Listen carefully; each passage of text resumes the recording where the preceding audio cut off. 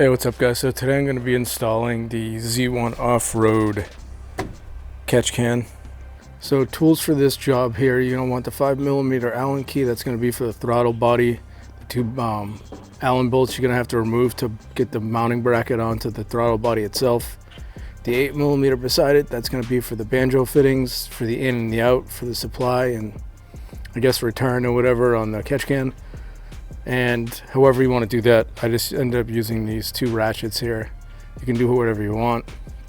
And then here you're going to have the 2.5mm little included tool that Z1 gives you for the 2.5mm bolts that go, or screws that go into the actual catch can to hold that onto the bracket. And this is also going to be what you use to unscrew the catch can itself when you're going to check the levels of oil in it. And then you're going to want to have some kind of pliers or band clamp type tools to be able to loosen and move those band clamps around. And that's the hoses and the mount.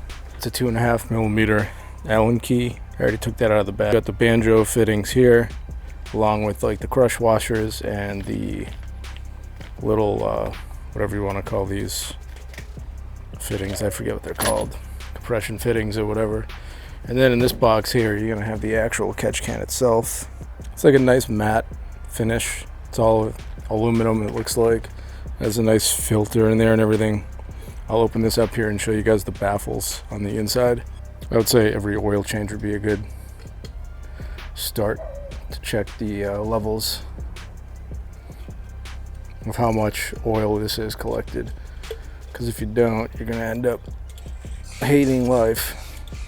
Because some people were like, yeah, you don't need a catch can, it caused my engine to blow up, basically. It's like, dude, you didn't check it, and then all of a sudden it sucked in all that oil, and your whole PCV system is absolutely effed.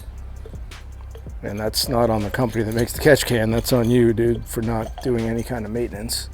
So as you can see here, there's a little drain plug on the bottom. You could also just do it that way as well. You would have to set up like a little drain system, obviously. I'll show you guys here. Whoops, the back side of that. It's just like I said, little baffles in there, and that mesh, that fine mesh screen. I don't know if you guys can see the screen. Yeah. All their stuff is online. All their manuals are on the actual product page. So we'll get right into it here. I'm just going to go off of this. This is going to be replacing this back end of this hose right here. So you're going to want to get that compression fitting or pressure fitting or whatever. You want to just get that clamp, undo it, and you're going to twist a little bit to get that undone, and it pulls right off. So once you get that one off, you're going to want to come in with the Z1 Offroad hose here. I already got the clamp on it. All it's got to do is just move it forward.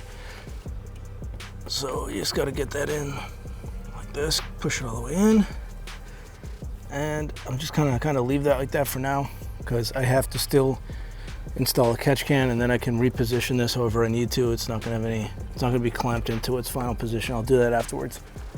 So the other end of that is going to be right down there. If you follow the hose, you can kind of see it. It goes back around that way up to the back of that. So all you got to do is remove that side, and then you got to remove the one that's down there. And that's going to be the in, I believe. That's going to be the in for the catch can, and that's going to be the out portion of it right there. So here it is here to give you guys a better idea if you're a visual learner like me. This is going to be the hose that you're going to be removing here. That's going to be the one that's going to the back of like the intake plenum or whatever. So here's the hose from Z1 Offroad here. That's going to be the portion that goes to the catch can. This is going to be the portion that goes to that section of the manifold that you just removed it from. So what you want to do is just take that compression fitting and slide it down over this. Then you can tighten it up afterwards. I'm going to get it to like that point there so I can still move it around if I have to. All right, so car alarm's going off. All right, good, it's shut off. So now the next step is going to be to assemble the catch can itself. So you're going to take the 4 crush washers. They're included with this.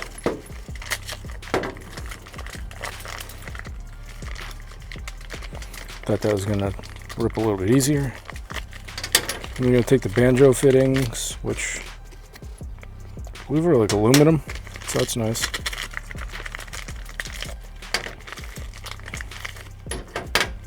And then down here, if you look closely, it's pretty cool how they did this. This is gonna be like heat shrunk here to keep those 3 screws in place. And those are gonna be the 3 screws that hold the catch can itself onto that mount.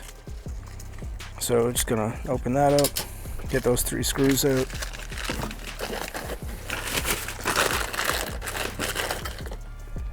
And I believe, according to the directions, basically just gonna fit all this in, I guess. So let's see how this goes. It's gonna be 1 crush washer up on top. Then it's gonna be a banjo fitting, like that. And then a crush washer on the bottom.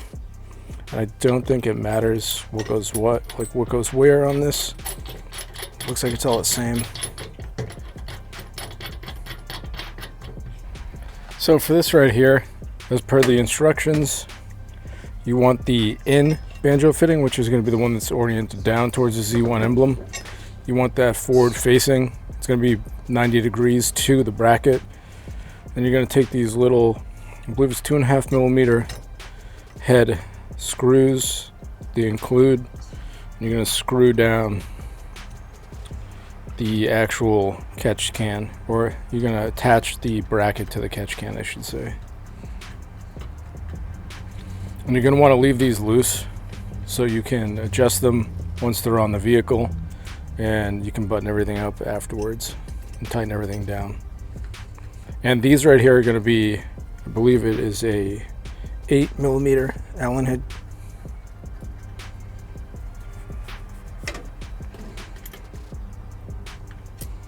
And you're not going to want to like over tighten these, just get it finger tight, nothing too crazy, because the last thing you want to do is strip out an Allen head bolt. It's kind of a nightmare. Next thing up on the list here is you're going to take, I believe this is a 5 millimeter Allen head to get the, I've already loosened these, so it might come off a little bit more difficult for you guys when you're doing this install, but it's a 5 millimeter Allen head for the throttle body mount bolts. Just going to take these 2 off right here.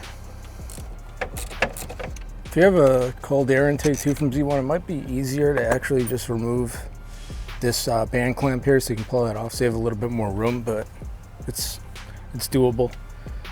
So then after that, you're going to want to take the catch can bracket and you're going to want to put these Allen heads back through.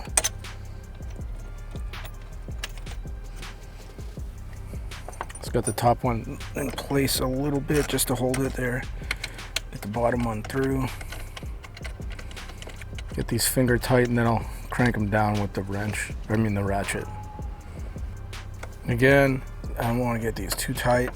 You don't want to get anything tightness like crazy, because this is attaching into plastic on the other end. So now at this point, you're going to want to take these remaining 2 clamps here. You're going to put those on the ends where it's going to go on the banjo fitting. I'm going to secure it onto the banjo fitting end first. Just makes the most sense to me. So I'm going to take the end. I'm going to try to kind of get it in a way where it's going to make it easier. Just put that on there.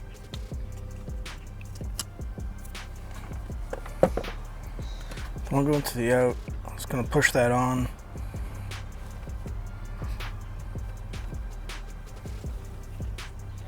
Like I said, however I gotta do this to get this on, I can move this around afterwards. That looks pretty good there.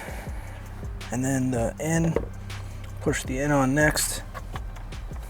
Next, just gonna want to be putting on the front hose to the banjo fitting, so just gonna slide that on.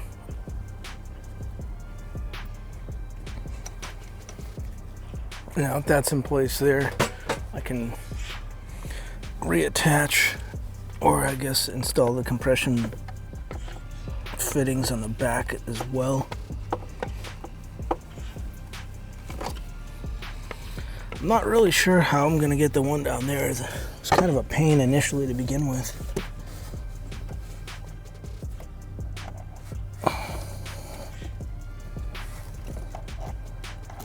I feel like that's going to be the hardest part of the install, is getting that last clamp, or the lower clamp, installed. It's a very awkward spot.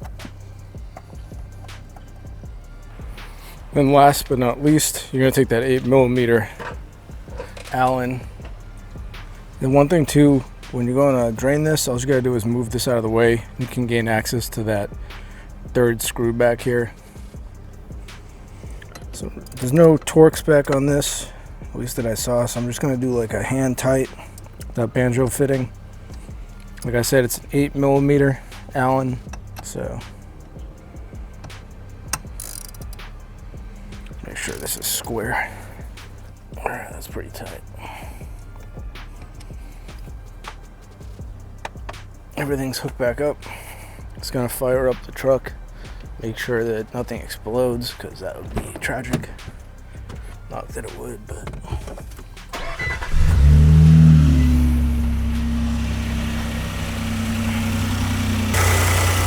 Then last step here, just going to want to replace the engine cover back, put the engine cover back on.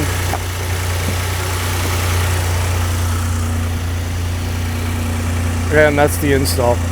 Pretty straightforward, nothing too crazy.